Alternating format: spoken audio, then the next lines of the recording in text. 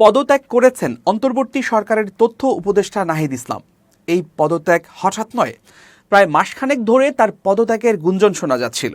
দায়িত্বশীল সূত্র জানিয়েছে, আগামী ২৮ ফেব্রুয়ারি জাতীয় নাগরিক কমিটি ও বৈষম্য বিরোধী ছাত্র আন্দোলনের নেতাদের নেতৃত্বে আসছে নতুন একটি রাজনৈতিক দল। সেই দলের আহ্বায়ক হিসেবে নাহিদ ইসলামের নাম প্রায় চূড়ান্ত। নাহিদ ইসলামও বেশ কয়েকবার জানিয়েছেন, পদত্যাগ করেই তিনি নতুন দলে যোগ দেবেন। এ কারণেই রাষ্ট্রীয় পদ ছেড়ে দিয়েছেন তিনি। সূত্র জানিয়েছে, ছাত্র জনতা পার্টি, জাতীয় বিপ্লবী শক্তি, বিপ্লবী জনতা সংগ্রাম পার্টি ও বৈষম্য বিরোধী নাগরিক আন্দোলন নাহিদের যোগদান করতে যাওয়া নতুন দলের সম্ভাব্য নাম এই চারটি থেকে যে কোনো একটি হতে পারে।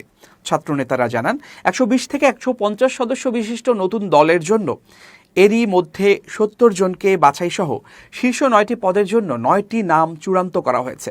নাহিদ ছাড়াও দলের শীর্ষ পদে যাদের নাম শোনা গেছে তারা হচ্ছেন আক্তার হোসেন, নাসিরউদ্দিন পাটোয়ারি, সার্জিস আলম, হাসনাত আবদুল্লাহ। দলটি মুষ্টিবদ্ধ হাতি, রয়্যাল বেঙ্গল টাইগার ও ইলিশ, এই চারটির যে কোনো একটি প্রতীকে নিবন্ধন নিয়ে আগামী নির্বাচনে অংশ নেয়ার পরিকল্পনা করছে।